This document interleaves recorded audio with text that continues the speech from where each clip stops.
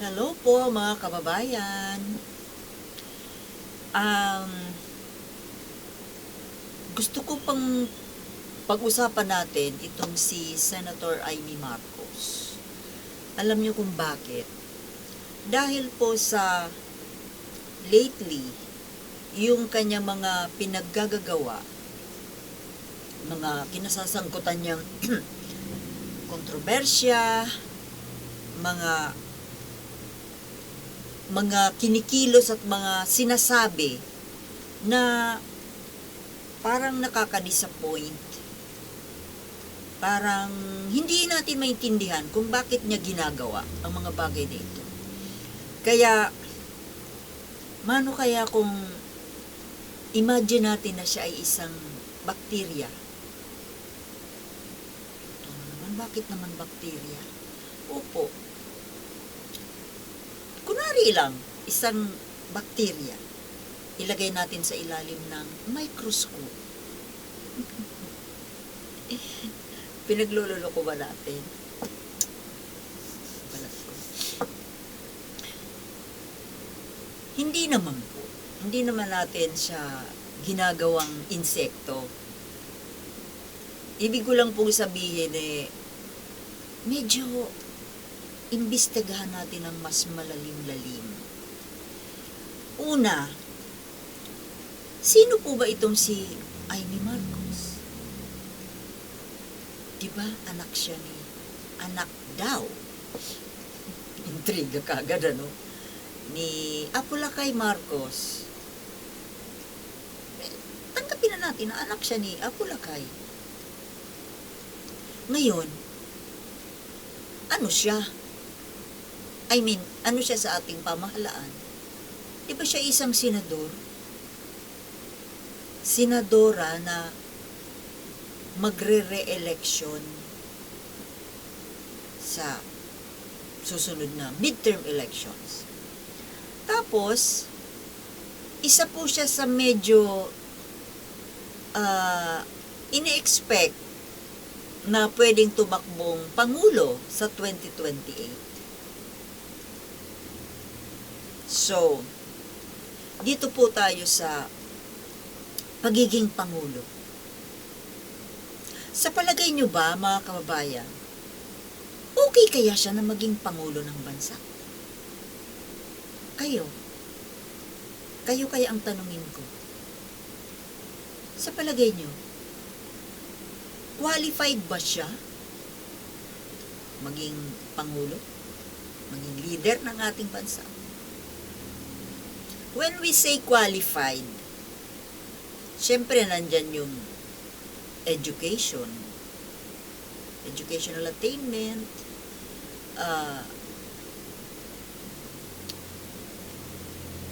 readiness,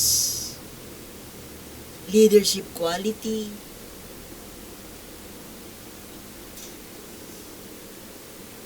Kasi pag sinabing qualified, well, sa tingin natin, qualified siya. Kasi unang-una, sikat siya.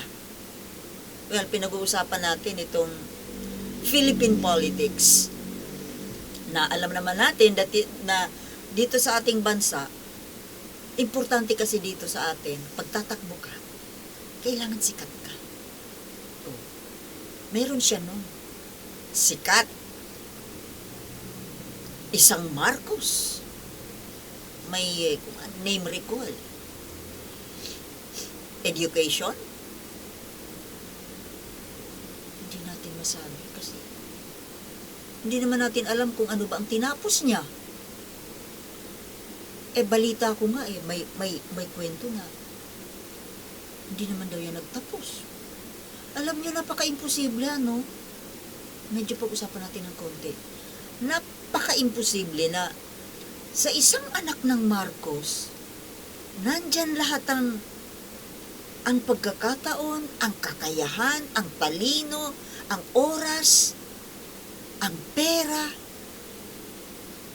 Kumbaga, nandyan lahat, available ang lahat na kailangan para makakuha ng mataas na edukasyon. Pero bakit? Kung totoo man, di natin masabing totoo. Pero yan ang sabi-sabi. Hindi, wala daw itong tinapos. Ano ang ginawa? Bakit hindi nagtapos?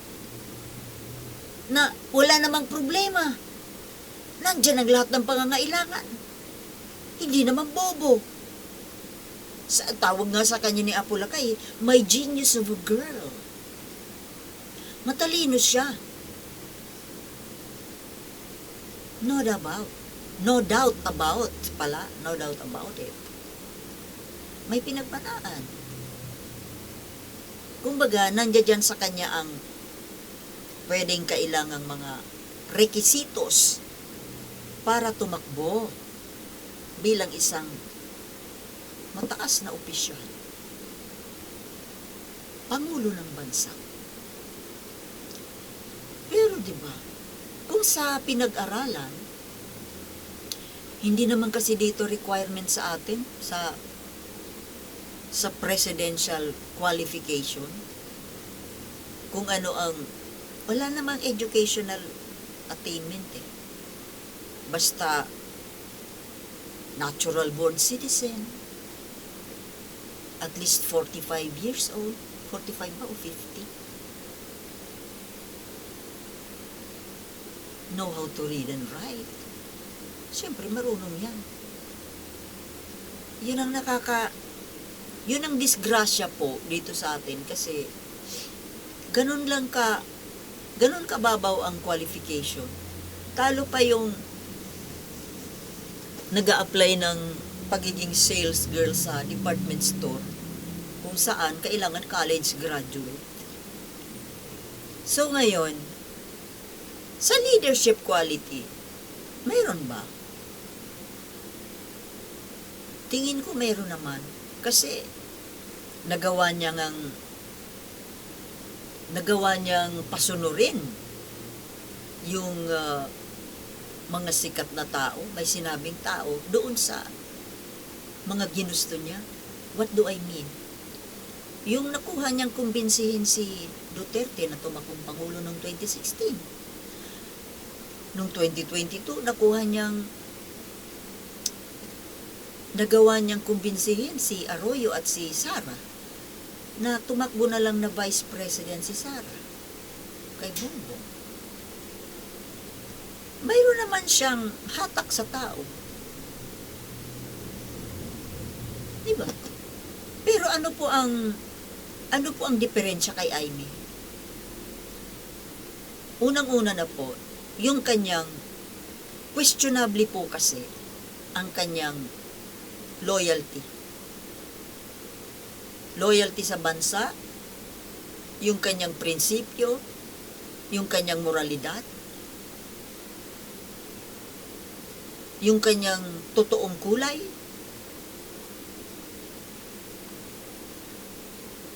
totoong pag-uugali, hindi natin alam. Kasi sa pagkakaalam ko po, nung dalaga pa to, especially during the time of, yung ipinakita niya doon sa pelikulang Made in Malacanang, napakaganda nung karakter niya doon. Pero, yun nga kaya ang totoo. Yung pangyayari sa loob ng Malacanang, maaaring totoo na siya yung parang naging leader. Pero sa pagkakaalam ko kasi, nung pagdating nila ng Hawaii, nag-stay lang siya ng 1 week with the Marcos family at lumayas, nagpunta ng Morocco at doon naglagi. Kumbaga para sa akin po, yung pagkakataon na yon, yung panahon na yon, na naka-exile yung magulang niya, yung buong pamilya, doon po siya kailangan ng pamilya ni Apulakay. Kasi kumbaga, actually siya yung inaasahan ni Ferdinand Marcos, ni Apulakay na mas may leadership quality at may talino, may lakas ng loob kaysa kay Bongbong Marcos. Kaso anong ginawa niya? Iniwanan niya yung pamilya niya sa Hawaii. Hindi lang nagbakasyon. Doon na malagi sa Morocco. Di ba, dapat nandoon siya sa tabi ng magulang niya. Inalalayan niya yung magulang niya doon sa ganong klaseng miserable situation. Even yung hinaharap ni First Lady Imelda, yung kaso sa kanya doon sa New York, nakita mo ba sinamahan niya yung nanay niya? Ang kasakasama ni Imelda Marcos noon si Bongbong. Si Bongbong Marcos ang kasakasama doon sa pag-attend doon sa mga hearing sa New York. Kaya doon nga sila nagkakilala ni Liza Araneta. Pero ito si Aimee, kailan ba to? Kumbaga, para sa akin, yung sitwasyon ng pamilya mo, ng magulang na nasa ganong grabe na miserableng sitwasyon, paano mo nagawang iwanan, lumayo ka? Kailangan ka nung magulang, nung pamilya. Dahil may sakit nga yung tatay. Buti na lang malakas ang loob ng Imelda Marcos. Nakayanan ni Imelda na saluhin lahat. Diba? Siya lahat yung nag-suffer. Siya yung talagang nakademanda in behalf of her husband. Si Bongbong Marcos, bata pa yan noon eh. Pero at least siya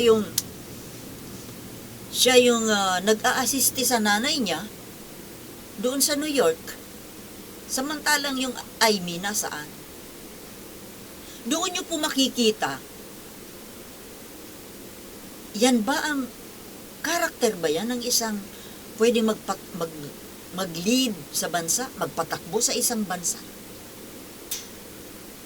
Yun po, medyo questionable po sa akin yung chapter na yon ng buhay ng Marcos family. Na wala siya sa tabi nung pamilya, nung magulang, nung ama, na nagsasuffer ng katakot-takot na problema. Ganun ba?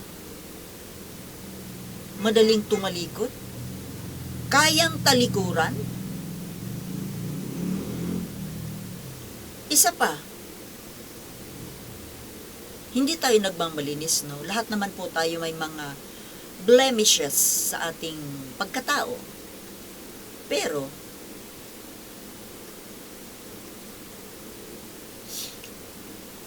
yung kanyang private life, yung kanyang love life, alam po natin kung ano yung naging choice niya. Diba? Pumatol siya sa may asawa. May asawang tao, si Tommy Manotoc. Asawa ng isang sikat na beauty queen. Si Aurora P. Juan. Natuloy nagkasira yung mag-asawa at yung asawang si Aurora namundok. Sumali sa MPA.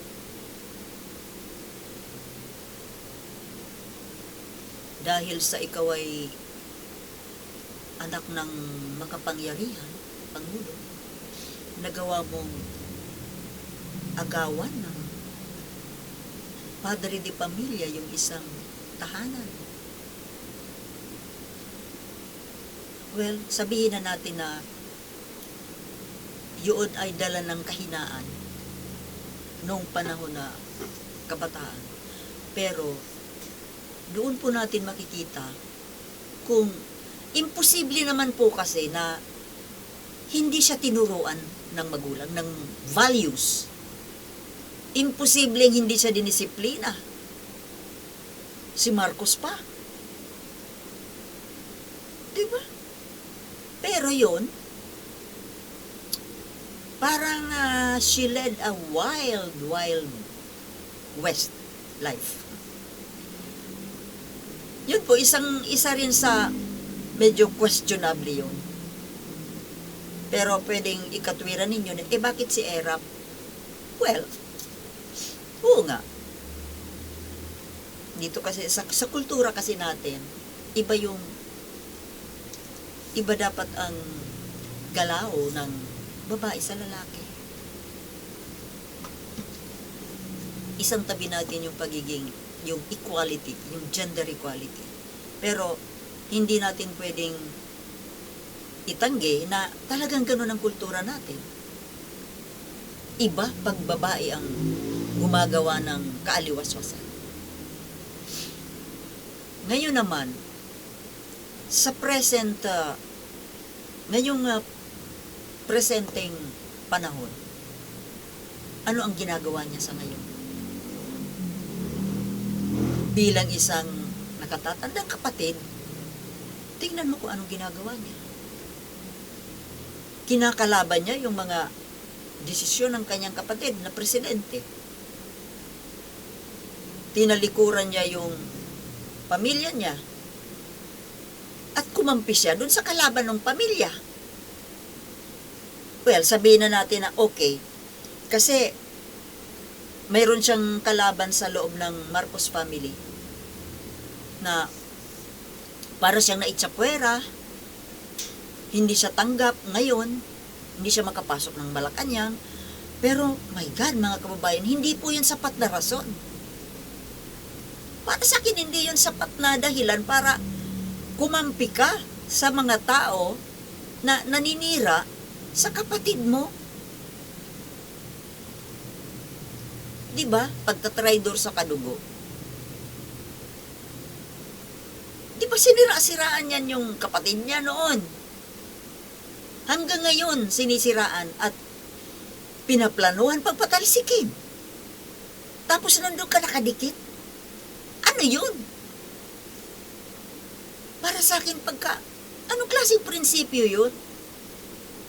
Yan ba ang gusto mo na maging leader ng ating bansa? Walang prinsipyo. Traidor sa kadugo.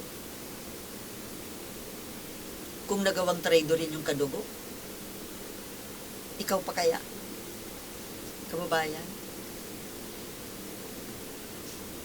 Hindi mo maintindihan kung bakit kamping-kampi kay Duterte na alam natin kung anong klaseng pagkatao itong si Duterte. Kamping-kampi sa SMNI, doon sa mga fake news, sa kabila ng pagiging mambabatas. And worse, wala po siyang maayos na reaksyon tungkol sa nangyayaring harassment ng China dyan sa West Philippine Sea. Meron palang reaksyon. Kampi pala siya sa China. And the fact na kampi siya sa Duterte na mga pro-China, automatic pro-China din siya. So, in summary, yan ba ang gusto nating maging pangulo? Isang traidor sa bansa? Kampi sa kalaban? Mga kababayan, alam na natin kung ano ang dapat nating maging desisyon at maging prinsipyo para sa ating bayan. Ilagay niyo po muli si Amy Marcos sa ilalim ng microscope. Okay? So hanggang dito na lamang po at maraming salamat sa panonood at paki-share and like po nitong aking video. Maraming salamat. Peace.